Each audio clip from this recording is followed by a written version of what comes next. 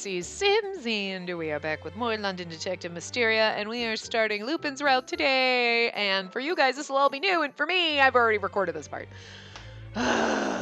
So, like, I recorded the whole freaking hour, like, whatever. I go in, and I go click on the video, like, open it, and my sound is completely fucked up. And I'm like, my headset is plugged in, but it literally sounded like it wasn't plugged in, like it was half unplugged. So I was like, talking in a tunnel and everything sounded awful. And I was like, I can't. So now I gotta freaking do this all over again. And this sucks because it's not as fun doing it again because the reactions are better the first time you read things than, the second time you read things. So, yeah. I don't know. I'll try to fake my reaction. I don't know. There's some parts that are really funny, so I'll probably laugh again. But it's not gonna be the same. But anyway, we're in Lupin's route, and it's really fun so far. But anyway, so whose message shall I decipher first? We're gonna go with Lupin's, obviously. Oh, I gotta scroll back up in my guide because I was down further. And honestly, we don't have a lot of stuff to skip through. Because this is the chapter where they're trying to decipher Mr. Mackenzie's messages, and then we go to the gathering, and that's over. And so it's like really fast before we get into Lupin's chapter. So anyway, let's start with your message, Lupin. Here we are. I have no idea what type of cipher this is. Do you? Well, the most distinctive thing about it is that there are lots of ampersands in addition to standard letters. I hadn't even noticed that. Then you recognize it, Miss Whitley. I think I do. I believe it's...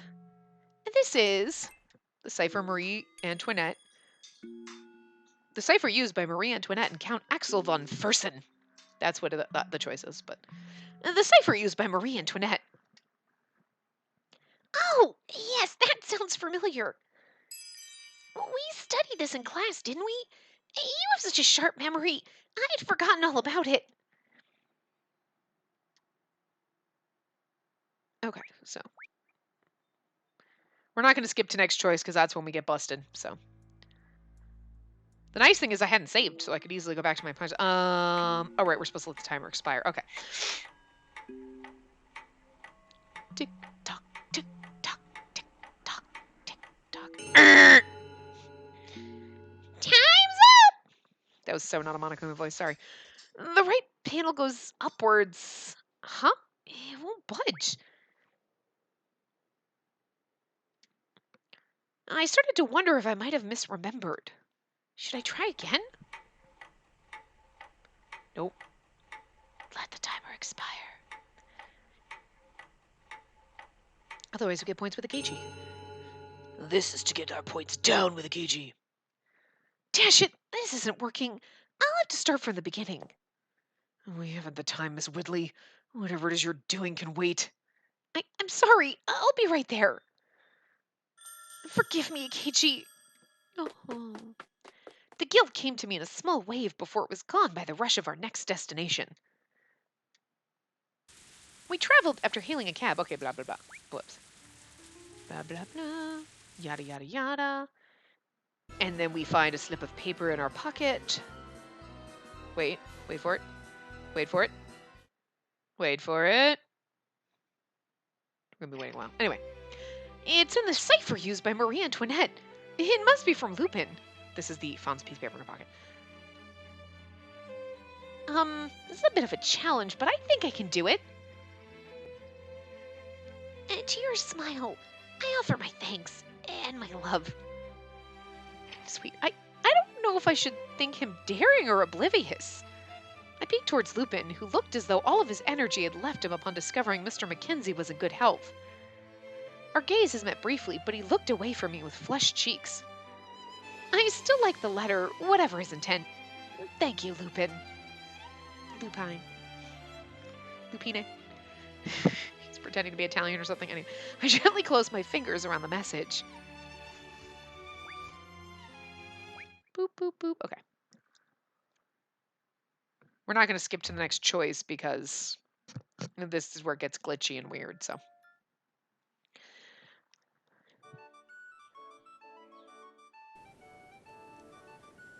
skip it.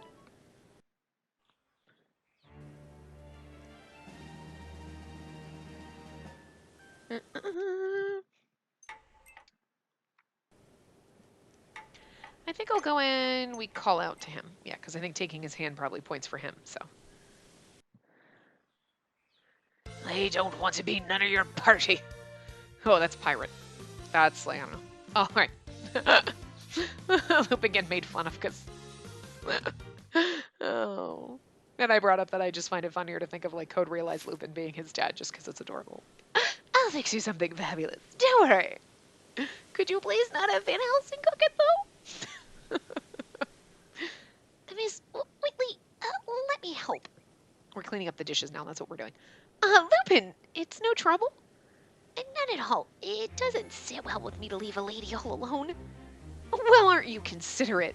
Let's finish here before the fog gets any thicker then, shall we? Yes, let's. We divided the work between us and set about tidying the area. By the by, you said it was your father who made your lunch today? He had Impy do it. I did, yes. I have no idea how he found out about the picnic, but he was adamant about preparing something for it. I am so envious. He must love you with all his heart. Well, speaking of, I was envious of your food. Everything was so extravagant. The Scotch eggs were my favorite. I'd eat those again if I could. I was the one who made those, which was why they didn't look quite as polished as the rest of the food. You did? Oh, they were so delicious that I never once thought about how they looked. Thank you. If you enjoyed them, it was worth my while making them. This is the point when the first time I pointed out that she gives me diabetes.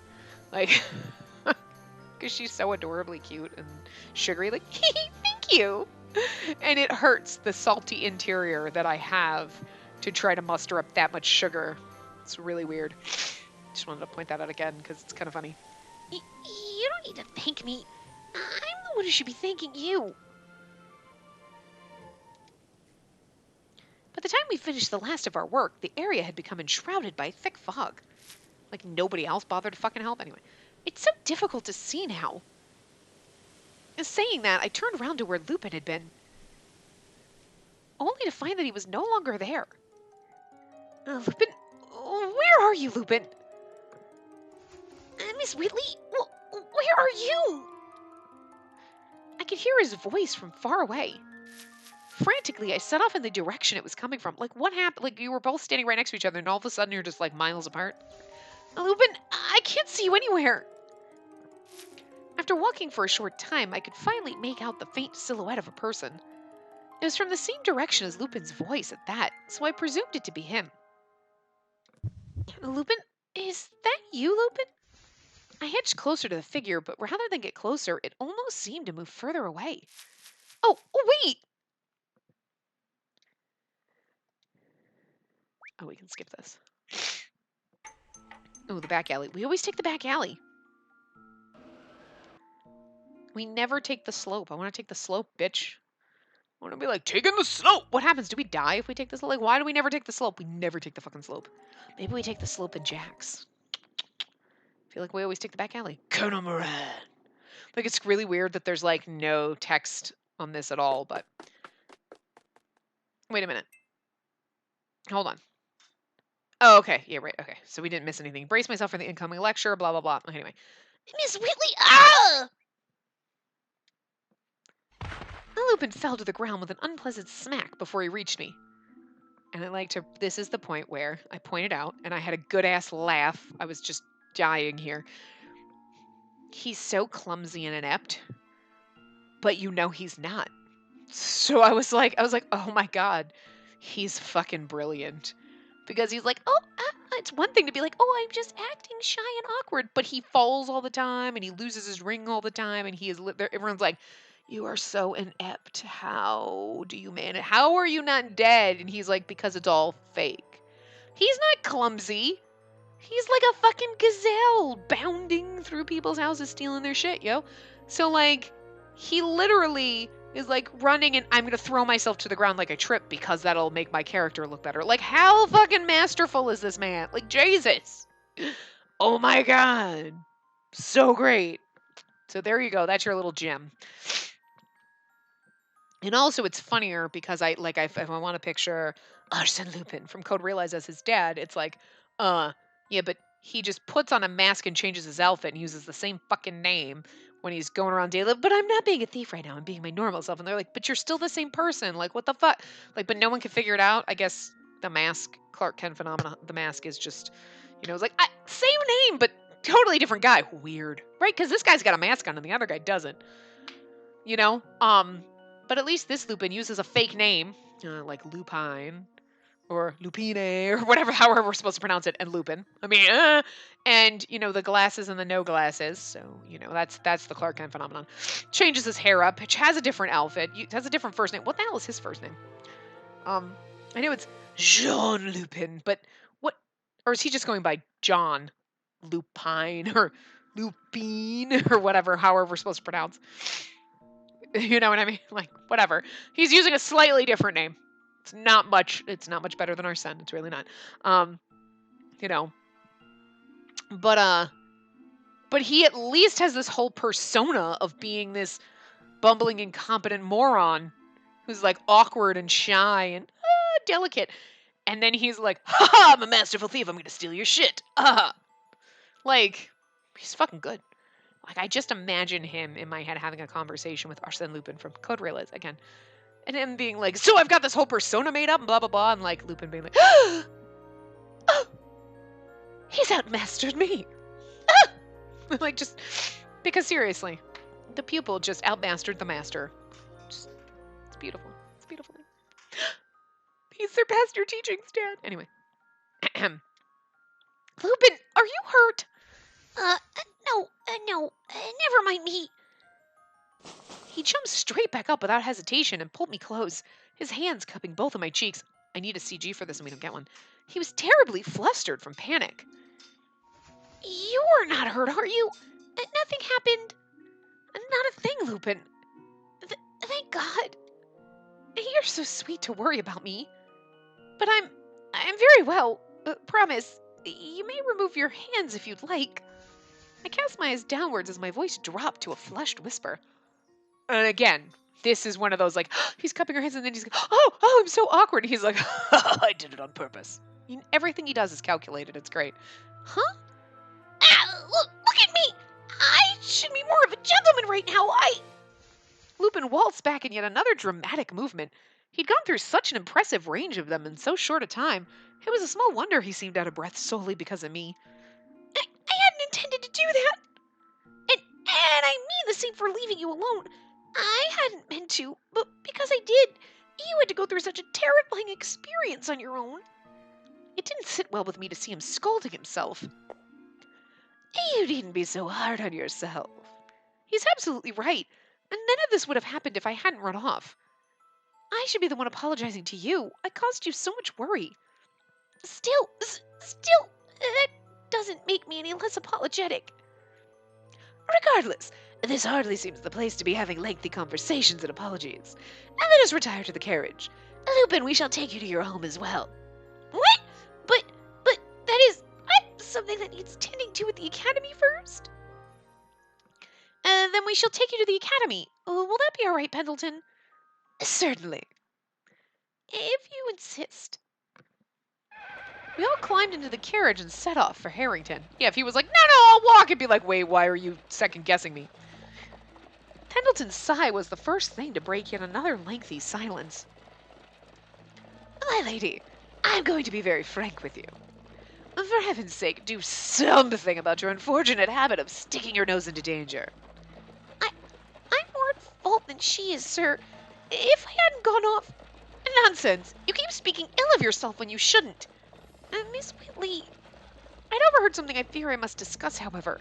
It's something involving a Colonel Moran. My lady, where did you hear that? Lupin cocked his face slightly as though perplexed. Pendleton, however, appeared quite grave upon the mention of Colonel Moran. It was earlier. There was a man with me in the fog by that name. Colonel Moran was arrested a long time ago and sentenced to life in prison. But I heard his name. I can't be mistaken, can I? What if he's perhaps broken free? No. As far as I'm aware, he's still locked in the Tower of London. Is it possible you misheard? But could that have been a mere illusion in the fog? And the more I tried to follow that line of thought, the more fear wrangled me. At a certain point, I could only shake my head to rid myself of anything more. There's really not much of this, so a part of me knew that would do little to help. I could feel a mist begin to settle over my heart, one that seemed even less likely to clear than that of London's fog. There's really 3 lines, so it's really, we'll just read it before we get on to the next chapter, so. Haha, and now we're in actually Lupin's chapter, so that's pretty cool.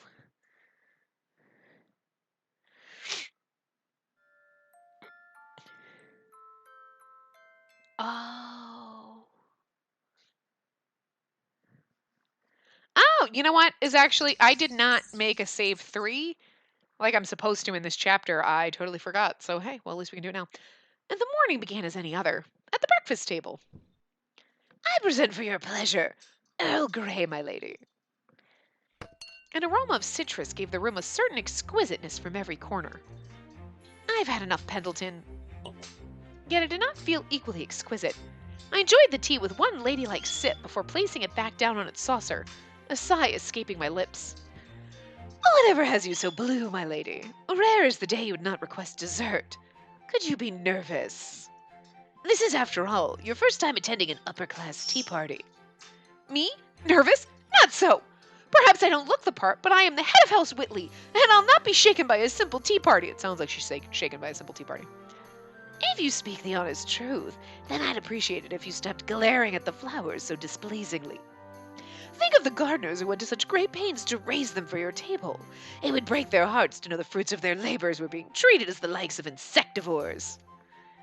I'll have you know that I love all plants equally.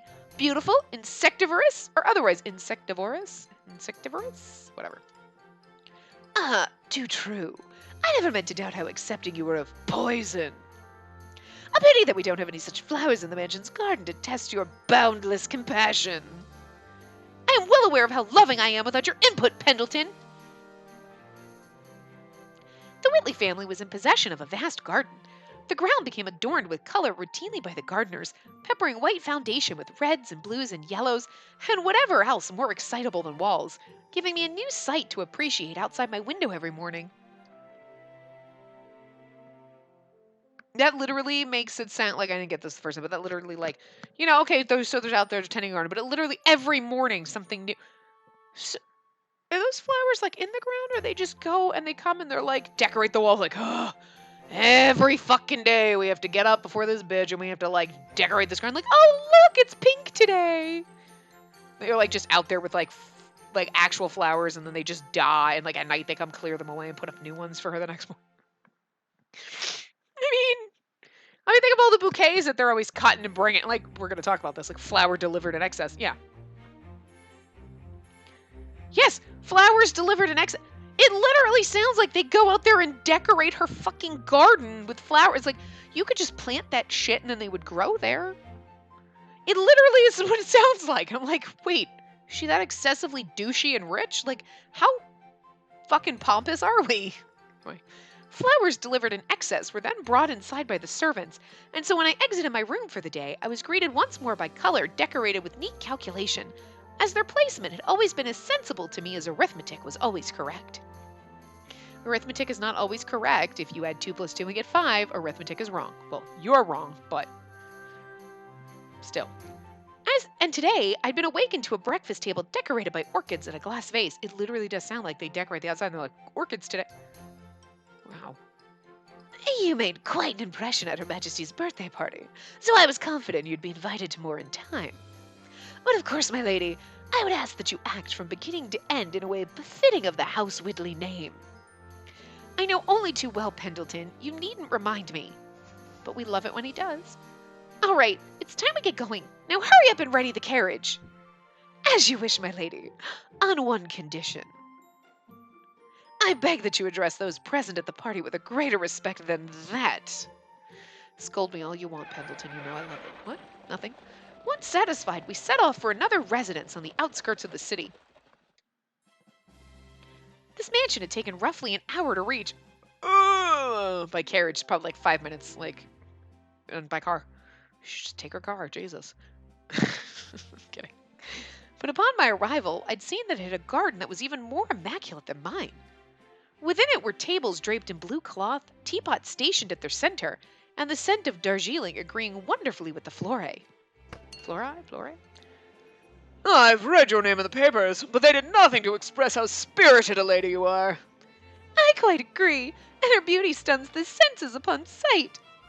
Standing and sitting, discussing, drinking, and laughing with a chested huff that lacked vibrancy were the nobility. And they dressed for the occasion, of course, and they kept their manners and straight backs. As did I, against my unease. It must be a very difficult thing to bear such responsibility with your youth. Your family has wealth, the gardens, and even factories to its name, does it not? I leave all my affairs to someone I trust deeply. Of course, capable personnel are as treasured an asset as any other. My family is in possession of some modest wealth, but I fear I can only truly boast of our castle. I had really fun with this one in the first time I recorded it with, like, fucking serious, like, a castle. Like, what the fuck? Like, what the fuck, bitch? I only have a castle. Does it have a dragon hoe? Because I bet it doesn't. No. Peasant. Bird! Stop it. You can talk to the birdies out. No! You can talk to the birdies outside. Stop. You can talk to them outside. You do not need to make that noise. No. Do you want to go outside with the birdies? Do you want me to put you outside? I'll put you outside. I'll put you outside. You'd be scared. You don't like the outside world. Don't make me do it. I would never fucking do that. Because he'd like fly away and get murdered. He's too stupid to survive outside, but he hates it. That's why he won't wear his harness. He knows what it's for.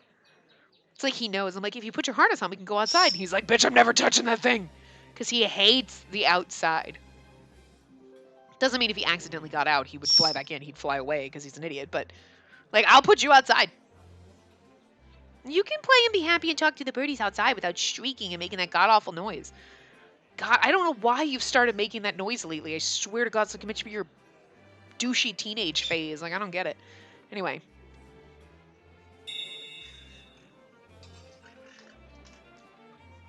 It's just a birdie.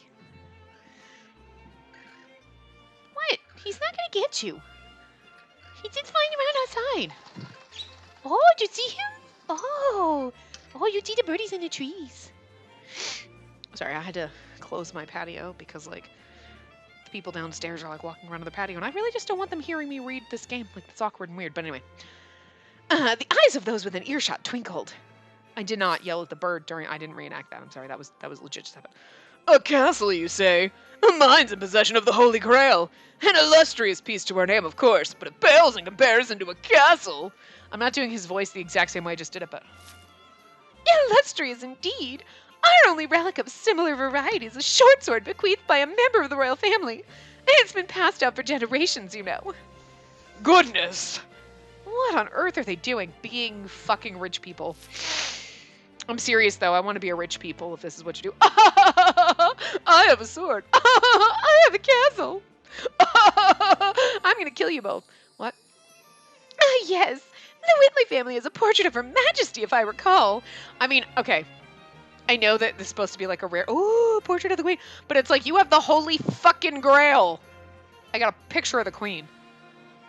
You got a castle. I got a picture of the queen. Why is a picture of the queen? I'll trade you the picture of the queen for the Holy Grail and the castle. Woo! Out.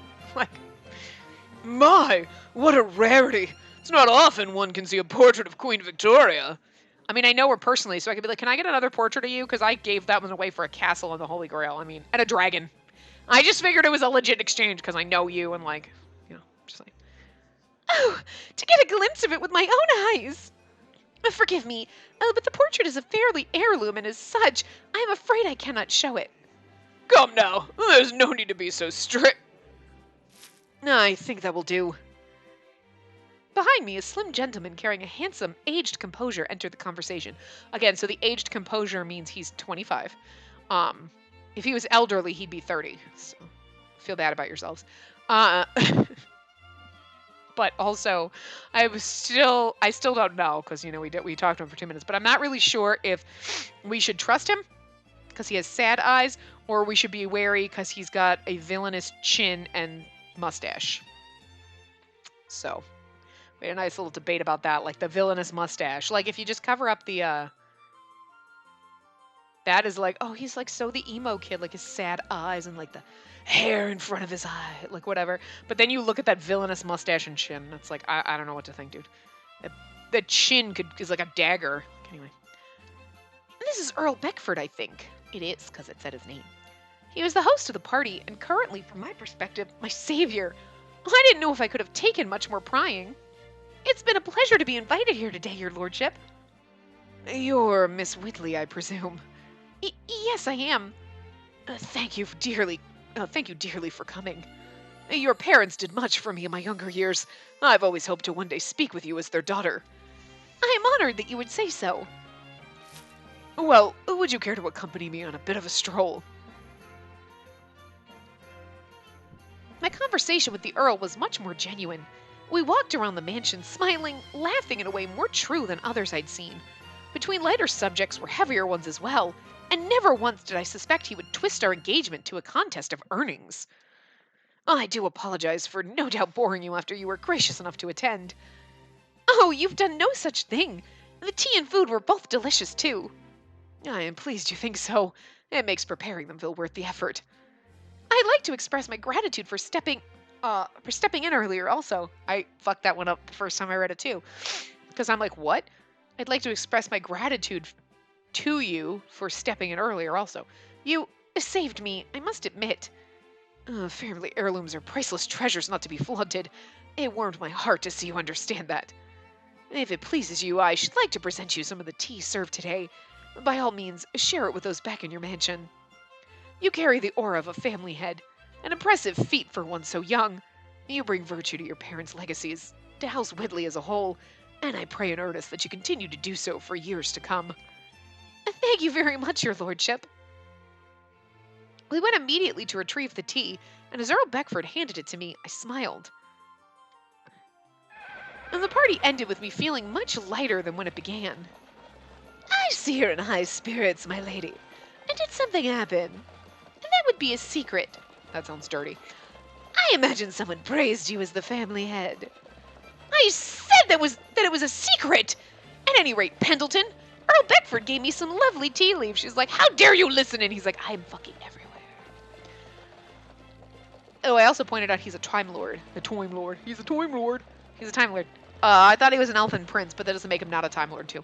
Because, you know, he was an eavesdropping. He was, like, probably, actually, knowing Pendleton, he was probably hanging from the rafters, overhearing everything. But I was just like, he slipped something in her dress. She's got a little bug on her. He's like, I have a bug on you. She's like, what? Nothing. Goes back in his secret TARDIS.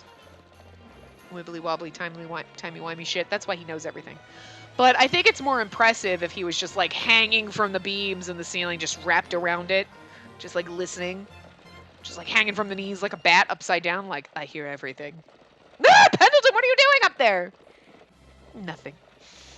Because, I mean, he's pretty fucking amazing, so. Yeah. Oh, whoops, I missed that. Sorry. I want my schoolmates to come and sample some. Would that be all right? Certainly. I couldn't wait long. In just a few days' time, I had made prompt arrangements for my friends to visit me for fine tea and finer conversation. Not bad. Look at that! High praise coming from Holmes. He'd sooner find fault after the first sip, so this must be something special. You make it sound like a hobby of mine. I simply refuse to accept any compromise in the quality of my tea. I don't have enough paper to write down all of his demands, of course. Even if I did, there aren't enough hours in the day to meet all of them. Ooh, these biscuits are absolutely scrummy. I did miss her a little bit. Although now the second time doing her voice, it hurts. But, are these the last of your tarts, Spacey? If not, can I have all these ones here? Behave, Kobayashi. It's in poor taste to focus entirely on dessert and neglect the tea. And you can't make so much noise when drinking it. Is there any reason you're holding your cup with both hands, Akechi? Are you cold, perhaps? This is... I beg pardon. This is a force of habit. I see I've yet to completely adapt to the ways of this country. It never occurred to me there was a particular way to enjoy tea here till just now. In what became a common occurrence for him, Akechi returned his teacup to the table and began scribbling away in his notebook. Ow! Oh, okay. I was like, where's the part where I'm supposed to say... Never mind. Oh, dear. Was it too hot, Lupin? A bit, yes. This is where we're supposed to save. Boop, boop. We gotta go way the fuck down here. This is gonna be hard, man. Oh god, I don't have any... Christ, I don't have any save slots. We're gonna have to save over some, We're gonna have to save over some of Akechi's. Anyway. This is where we get our... Yeah, okay. Is he alright? You didn't burn your tongue, did you? No, I'm just not very good with hot things. Thank goodness. You had me worried. There is certainly something to be said about good manners. I wanted to invite Jack to join as well, but the timing was never quite right at school. Next time, then. You still haven't given up, have you? Your persistence with him does impress. This is funny. You never know. He could love tea. And then you'd have the topic... Then you would have the topic in common for a proper chat. This is where it gets funny. Perhaps my imagination is duller than yours, but I cannot picture it. I can if you were a suspect in a crime. That would be an interesting chat, certainly. This is funny. And I died. I'm like, this is great, because Jack is a suspect in a crime, but also Lupin's sitting right there, and he's a suspect. He's a criminal too. So I'm like, this is funny because Lupin's there like, sipping my tea. Oh, my tea's hot. No, I'm not a crime. I'm not a criminal. I'm fine. But also because this game's funny sometimes. Really now? What a thing to say about a fellow schoolmate, two of which are criminals. Oh. Is that a portrait of Her Majesty, Spacey? Don't look at it! Heirlooms aren't meant to be seen. Yes, it is. She presented it personally to my parents, from what I've been told. It's a family heirloom. I'm wondering if it's this motherfucker. Like, is that a portrait of Her Majesty? Like, yes, this giant fucking thing. That makes it doubly important. And you own this whole mansion too, don't you? No, just the first floor. In fact, I'm rather quick to forget upon conversing with her. Oh, yes! I've never met a noble so kind. Why, Spacey, there are times I'm convinced you're not a noble at all. How, kind of you to say, Hudson. It's like a backhanded compliment. It appears to be the queen in the photograph underneath it as well. That's right. My parents took that one with their friends, and Her Majesty stands at the center. I still think this is Jack's motherfucking dad, and I still feel like that looks like Lupin. It's just like... And then, like, this is, like, that Baron dude. Like, I didn't realize until we showed this, and I was like, oh, it's that dude! But he doesn't look like he's old enough to be your parents, but then again, your parents were probably, like, 18 there. So, like, I don't know. So, yeah, he's, like, what, 30? Oh, he's fucking ancient! I just broke my hip by saying that. I recognize your mother right away. Her smile looks just like yours.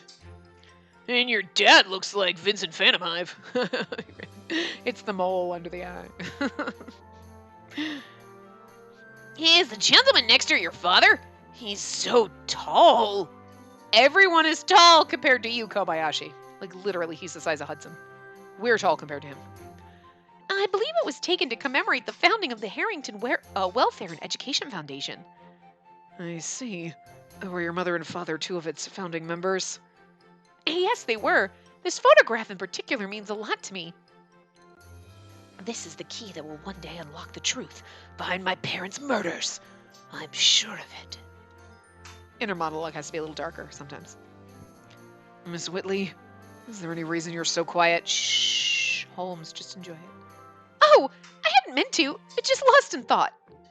Holmes appeared unconvinced, his face cocked in question. I returned it with a forced smile. You're in good company, Spacey. Lupin, you've been staring at that photograph so intently that one might suspect you've come under a spell. Or do you see a ghost inside of it? What? Of course not. Oh, that's hot. The carpet which you stand upon is a custom order from a purveyor of carpets to the royal family. Any tea you spill will most assuredly stain, so I'd ask that you take care. Oh no! I'm terribly sorry. I'll be very careful. Please don't rile him into a fright, Pendleton. One by one, each of my guests sampled the tea and treats, and in that same order did they approve. The photograph stayed with me as one of many treasures my parents left to me. It was my honor to protect it as head of my household. Little did I know it then, but my ability to do just that was to be tested the very next day. Dun, dun, dun. That's what the ... is. Dun, dun, dun. What is this? I doubted my eyes. For a second time, I read the headline of the newspaper in my hands. I'm reading it for a second time, too. Arsène Lupin's successor strikes again. His target, the Whitley family's portrait of Queen Victoria. Oh!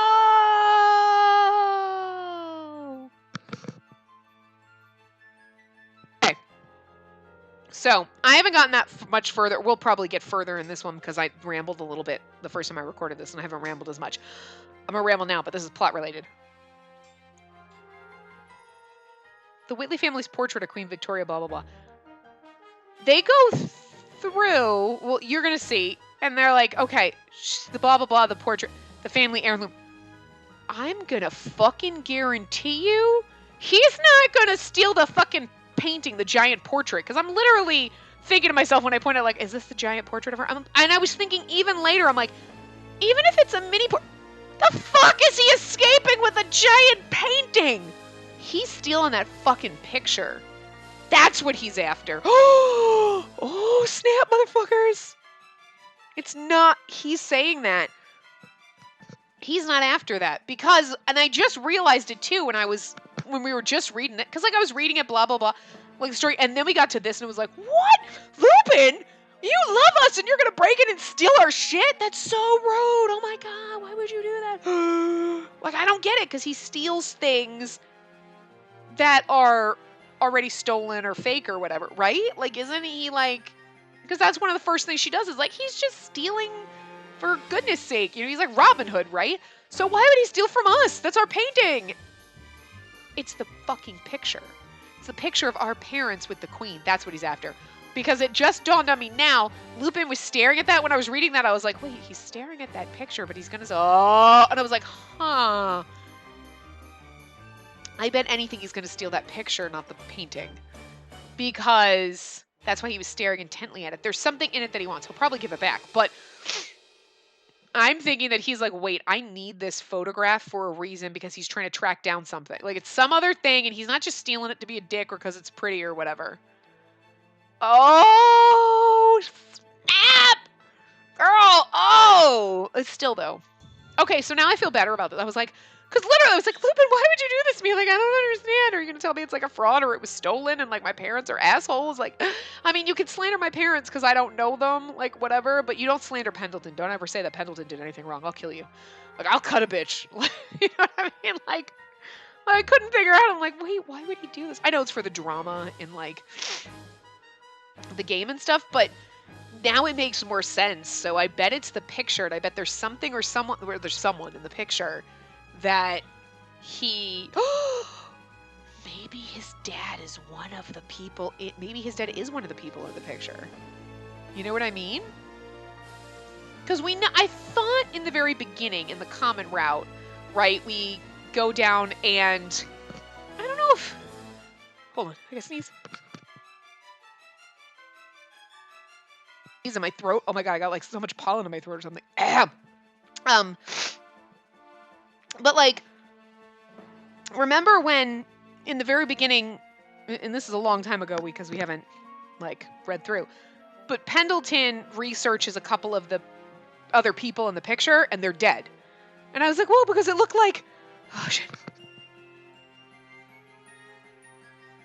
So much pollen outside, it's not even funny. Like everything is yellow. My car is orange and yellow instead of red and white. It's weird. But like, because I was like, that looks like, exactly like I did that. It still looks like Jack, and that looks like Lupin, and like, whatever. Maybe it's all their dads, and it's not, because whatever. And a couple of them are dead, and we know that a Baron guy's there, and I thought he said 2 of them are dead, but maybe it is Lupin's dad. And he's like, I need to steal that so you don't find him. You know what I mean?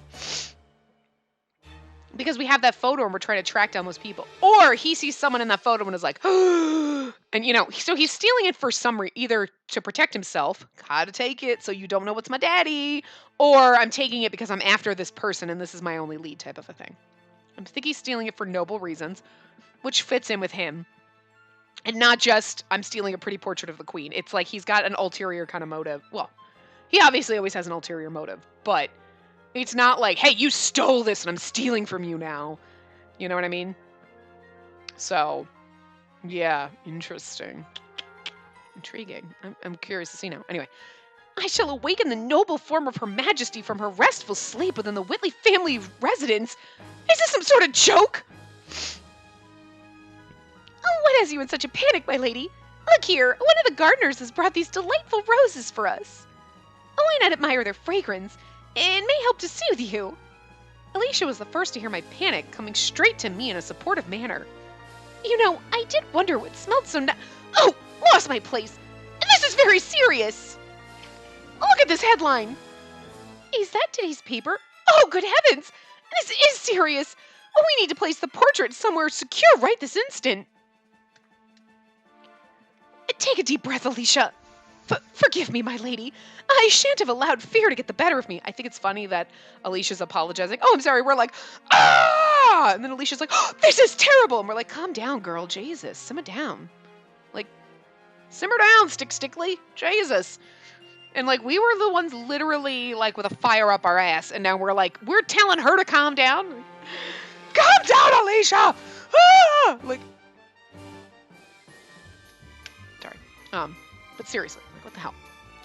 Do you know where Pendleton is? He's attending to visitors this morning, I believe. We have visitors? Do you know who they are? I didn't catch their names. Pendleton said he would see to them, so I should help you prepare for school. I see. After breakfast, I discovered from Pendleton that our guests were none other than police, to which I expressed a desire to remain home instead of going to school, to which Pendleton refused. He debated until I relented. With my argument lost, I did as asked and went to school.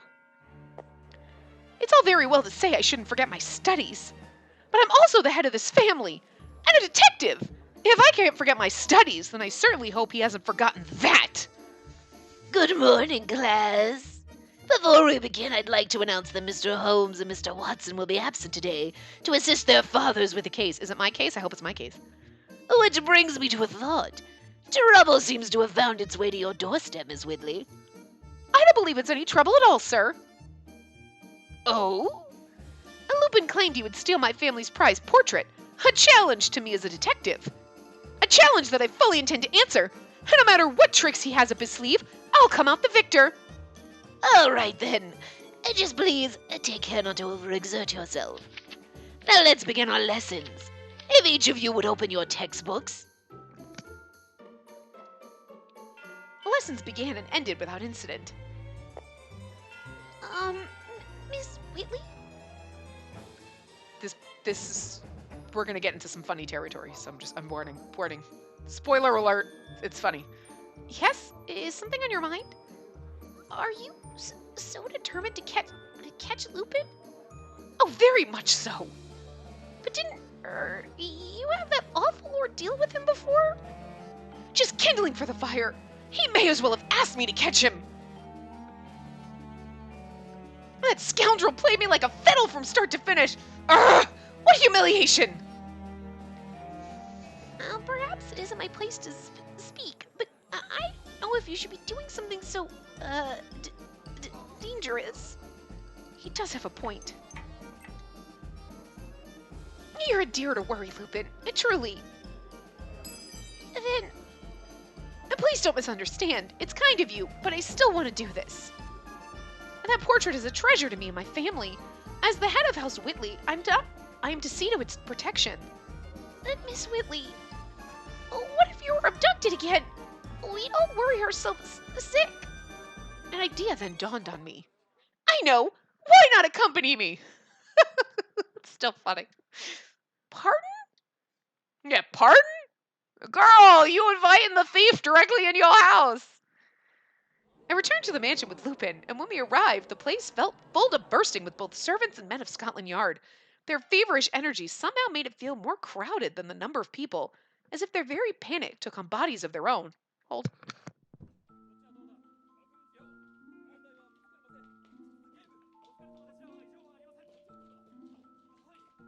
This is why now, reading it a second time, I think it's the picture, because of this.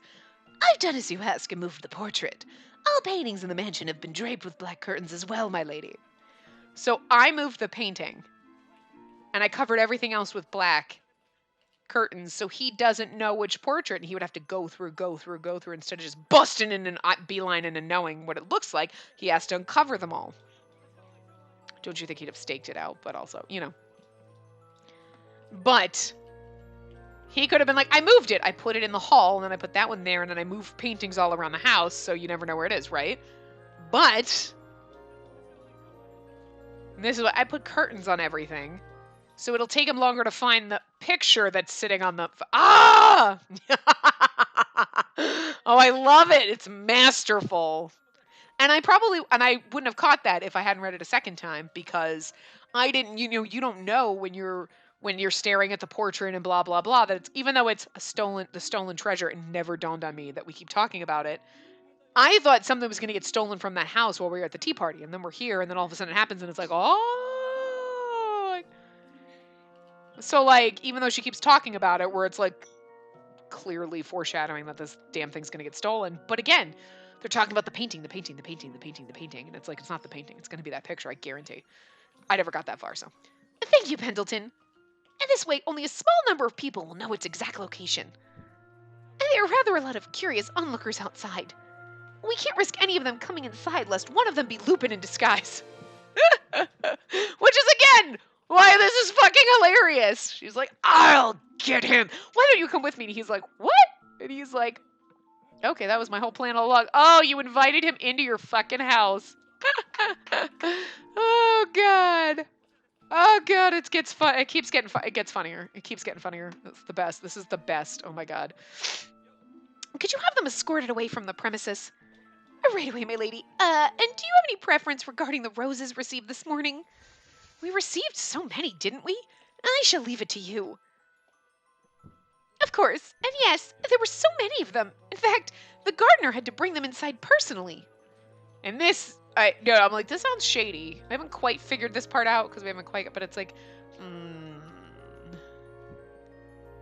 Miss Whitley, if my being here disrupts the investigation, I don't mind leaving.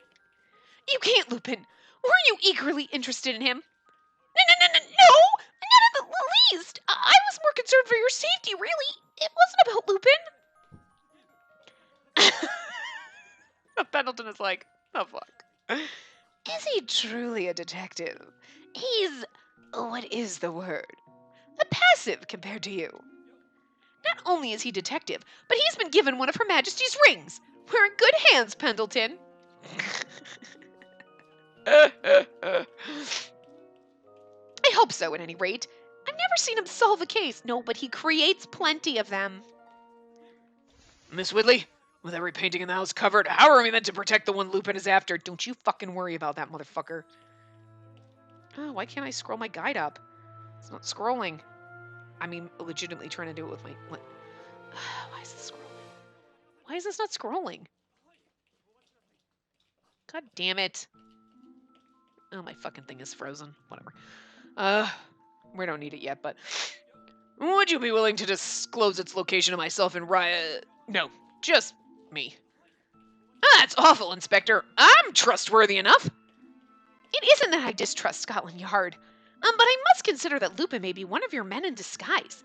Telling you where the portrait is hidden would only increase its chances of being found. Plus, I'm standing in the room with the thief right now, so it would defeat the purpose, but it'd be great. It sounds like you distrust the Yard plenty. And yet she made her case. Still, isn't there another possibility equal to yours?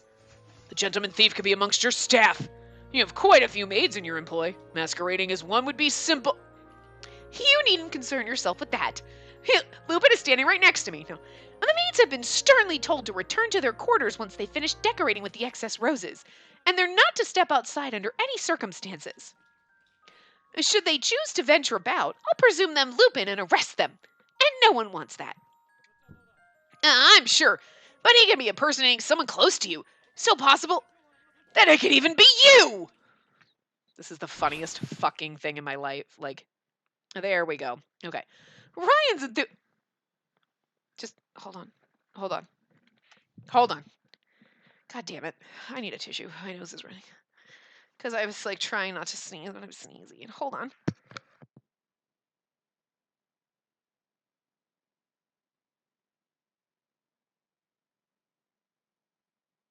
This is the goddamn funniest part, so. This is the funniest part. Ryan's enthusiasm was as such that he thrust his arm before him and pointed. One of us was the culprit. Ryan believed that Lupin was impersonating... Lupin? Of all people, he suspected Lupin. It's still funny the second time around. What? Me? You may think your bumbling behavior will fool us, but I've got you now. Hook, line, and sinker. Ryan is legitimately the smartest fucking person in this game, is all I'm saying. Like, I expect this kind of brilliance from Pendleton. Pendleton has failed us, and Ryan is literally the fucking MVP right now, which is just fucking hilarious. He's like, it's you! And we're like, oh, it was. Wow. It's fucking hilarious. Fucking hilarious. Oh my god. And I think it'd be funnier if we picked Pendleton. I wonder what would happen if we picked Pendleton.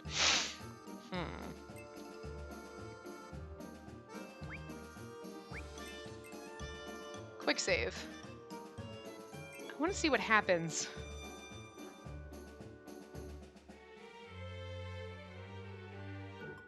Oh, you can't go back. There's no way to fucking rewind your text here. I hate that. Shit. I wanted to, like, you can't, like... Oh, fuck. I wanted to go back and see what happens if you pick Pendleton, but I can't because I didn't save up for it, so, whatever. Maybe we have to pick somebody else when we go down the... Hold on. Oh, we pick me. Yes, you pick me. I'm going to pick Pendleton when we go down the ill-fated end, because I just want to see what fucking happens. Anyway. God, this is funny. What an unfortunate thing to have said about you. I'm not him in disguise. I swear it. Oh, but that's what any thief in disguise would say. It's so true.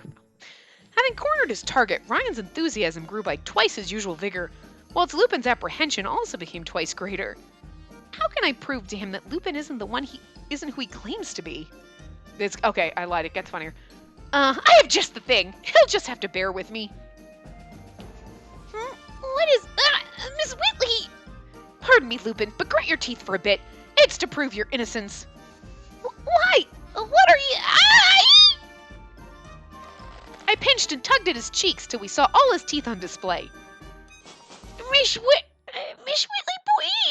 please stop. So, do you accept that Lupin is not the gentleman thief? Like, we're pulling at his face, because he's wearing the same face. It's the same. He's certainly a man who's lived a life of hardship, I suppose. My plan had worked, although there was an unfortunate stare of pity from both the inspector and sergeant for the effort. Lupin's cheeks, meanwhile, had become a touch too red. Jesus. Not have had my door open. Holy fucking shit, I'm sneezing like a motherfucker. Wow. Goodness, I didn't mean to pull so hard, Lupin. It's quite all right. Ow. I should thank you instead. You're the reason they believe me. He nursed his cheeks with his hands, but the thanks was true, for the smile he gave me was kind. Well, I've stated my case. I fear I cannot reveal where the portrait is. This way, where it's hidden is still limited to a small number of people. It was odd. I hadn't noticed it all before, but abruptly came the heavy scent of roses.